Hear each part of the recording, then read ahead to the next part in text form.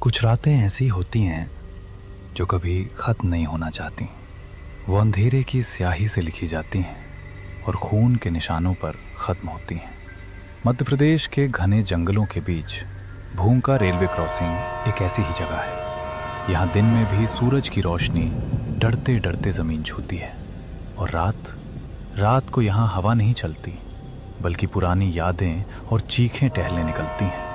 Railway track सिर्फ लोहे का नहीं होता, कभी कभी ये दो दुनियाओं के बीच की लकीर बन जाता है और आज की अमावस की रात उस लकीर को मिटाने वाली है।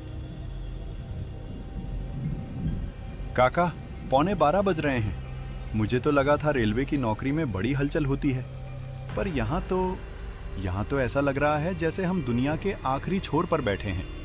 न कोई फोन का नेटवर्क, न कोई इंसान।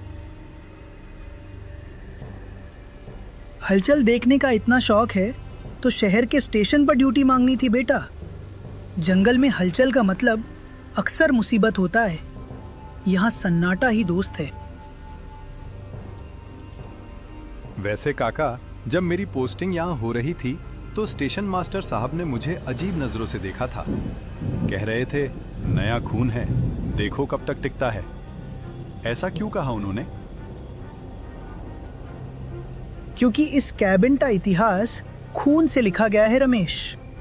1998 की वो रात मुझे आज भी याद है। कालका मेल इसी ट्रैक से गुजर रही थी। सिग्नल फेल हो गया था। ड्राइवर को लगा लाइन साफ है, लेकिन आगे पटरी टूटी हुई थी। फिर क्या, ट्रेन पूरी रफ्तार में थी। जब वो पटरी से उतरी तो लोहे के चीखने की आवाज इतनी तेज थी कि लगा आसमान फट गया हो। डिब्बे एक दूसरे पर चढ़ गए थे। सैकड़ों लोग, बच्चे, औरतें, बुजुर्ग, सब इसी कीचड़ में दब गए। उस रात जो चीखें इस जंगल में गूंजी थी वो कभी बाहर नहीं गई।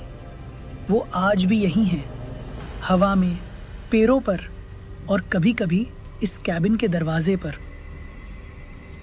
काका, आप भी ना, नई नौकरी है, डराओ तो मत। वो एक्सीडेंट था, कोई भूत प्रेत थोड़े ही हैं।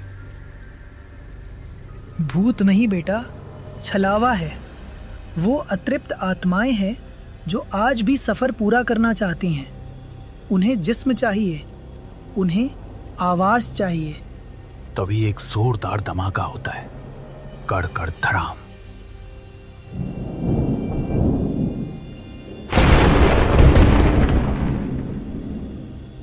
बिजली कैबिन के पास किसी पेड़ पर गिरती है।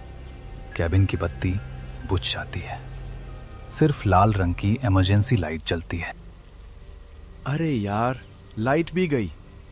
काका, ये लाल बत्ती तो और डरा रही है। अंधेरे में टेबल पर रखा वॉकी टॉकी अचानक चर चर करने लगता है।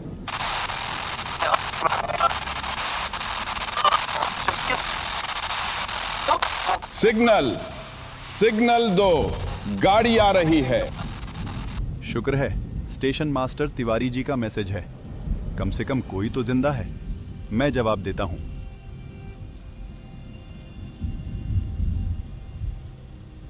खबरदार जो उसे हाथ लगाया। काका साहब लाइन पर हैं, जवाब नहीं दिया तो सस्पेंड हो जाऊंगा। तू सस्पेंड होगा तो घर जाएगा, पर अगर जवाब दिया तो कभी घर नहीं जाएगा। ध्यान से सुन उस आवाज को। हरिया, ओ हरिया, पहचान नहीं रहे हो? 2 साल हो गए। बहुत ठंड है भाई, चाय नहीं पिलाओगे? दरवाजा खोलो। काका, ये तो आपका नाम ले रहा है। और चाय, इसे कैसे पता हम चाय पी रहे हैं? तिवारी जी को मरे हुए 2 साल हो गए रमेश। कोरोना ले गया था उन्हें। ये वो छलावा है। ये हमारी बातें सुन रहा था। इसने तिवारी जी की आवाज चुरा ली है। अब ये अंदर आने का बहाना ढूंढ रहा है। अचानक केबिन के अंदर एक अलार्म बजता है। ट्रिंग ट्रिंग।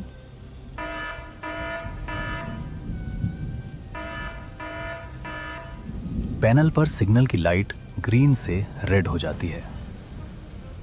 अरे सिग्नल डाउन हो गया। तूफान मेल आने वाली है। अगर सिग्नल लाल रहा तो ड्राइवर इमरजेंसी ब्रेक मारेगा और इस बारिश में गाड़ी पटरी से उतर सकती है। हरिया काका उठने लगते हैं, लेकिन उनके घुटने में दर्द होता है और वो कराह कर बैठ जाते हैं। तो क्या करें काका, वॉकी टॉकी तो काम नहीं कर रहा। लीवर जाम हो गया है, बाहर जाकर मैनुअली ठीक करना पड़ेगा। मैं जाता हूँ। नहीं काका, आप रहने दो, मैं जाता हूँ। बस 50 मीटर की तो बात है। सुन बेटा, पटरी के अलावा कहीं मत देखना। कोई आवाज आए, कोई बुलाए, पीछे मत मुड़ना। जंगल में नजरें धोखा देती हैं। बहादुरी और बेवकूफ़ी में एक बहुत बारीक लकीर होती है। रमेश ने वो लकीर पार कर दी थी। वो सोच रहा था कि वो एक मशीन ठीक करने जा रहा है, लेकिन जंगल जानता था कि आज रात शिकार मशीन का नहीं, इंसान का होगा। बाहर घुप अंधेरा है, बारिश की तेज बूंदें गिर रही हैं, कोई आगे बढ़ रही है। कुछ नहीं है, बस हवा है रमेश, बस हवा है। जल्दी से लीवर ठीक कर और अंदर भाग। रमेश लीवर के पास पहुंचता है। वो लीवर खींचने की कोशिश करता है, वो जाम है। तभी जंगल की झाड़ियों से एक रोने की आवाज आती है। बेटा, मेरी मदद करो, मेरा पैर फंस गया है। रमेश रुक जाता है। वो जंगल की तरफ घूमता है। पेड़ों के बीच एक लाल साड़ी का पल्लू हवा में उड़ता हुआ दिखता है। मुन्ना, मैं हूँ, रास्ता भटक गई हूँ, बहुत ठंड लग रही है। अब रमेश की माँ की आवाज में बदल जाती है। रमेश की आंखों में आंसू आ जाते हैं। वो पटरी छोड़कर जंगल की तरफ 2 कदम बढ़ाता है। छलावा ये शिकार करने का सबसे पुराना तरीका है। वो आपकी कमजोरी को हथियार बनाता है। जो चीज आपको सबसे ज्यादा प्यारी है, वही आपकी मौत बन जाती है। रमेश जंगल की तरफ बढ़ रहा है। तभी अचानक बिजली कड़कती है। बिजली की रोशनी में रमेश देखता है कि लीवर के पास पटरी पर कोई खड़ा है। ये क्या है? वो मैं हूं। तो मैं कौन हूं? खुद रमेश है। दूसरा रमेश लीवर पकड़कर खड़ा है और मुस्कुरा रहा है। तू देर से आया मुन्ना, मैंने तेरी जगह ले ली। अब तू जंगल है और मैं रमेश। नकली रमेश का चेहरा अचानक भयानक हो जाता है। उसकी आंखें पूरी काली हो जाती हैं और मुंह अमानवीय रूप से बड़ा खुल जाता है। वो रमेश की तरफ दौड़ता है, इंसानों की तरह नहीं, बल्कि किसी जानवर की तरह। नहीं काका! रमेश वापस कैबिन की तरफ भागता है। कैमरा उसके पीछे से भारी कदमों की आवाज आ रही है। धप धप धप। काका, दरवाजा खोलो, वो मेरे पीछे है। काका जल्दी! रमेश कैबिन के दरवाजे पर पहुंचता है और जोर जोर से पीटता है। अंदर से हरिया काका दरवाजा खोलते हैं। रमेश अंदर गिरता है।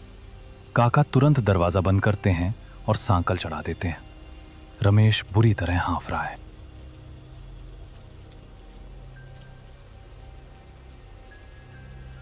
क्या हुआ? तूने उसे देखा? काका, वो मैं था। वो बिल्कुल मेरे जैसा था। वो मुझे मारने आ रहा है। कभी कभी सन्नाटा शोर से ज्यादा खतरनाक होता है, क्योंकि सन्नाटा ये बताता है कि तूफान दरवाजे पर दस्तक नहीं देगा, वो बस अंदर आएगा। रमेश राहत की सांस लेता है और पानी पीने के लिए झुकता है। तभी उसकी नजर काका के पैरों पर पड़ती है। काका, आपके पैर! काका के पैर उल्टे हैं। काका का चेहरा अब बदल चुका है। वो काका नहीं है, वो वही शैतान है जिसने काका का रूप ले लिया था। मैंने कहा था ना रमेश, जंगल में नजरें धोखा देती हैं। असली काका तो कब के मर चुके। रमेश का गला पकड़ लेता है। रमेश की घुटी हुई चीख सुनाई देती है। बारिश रुक चुकी है।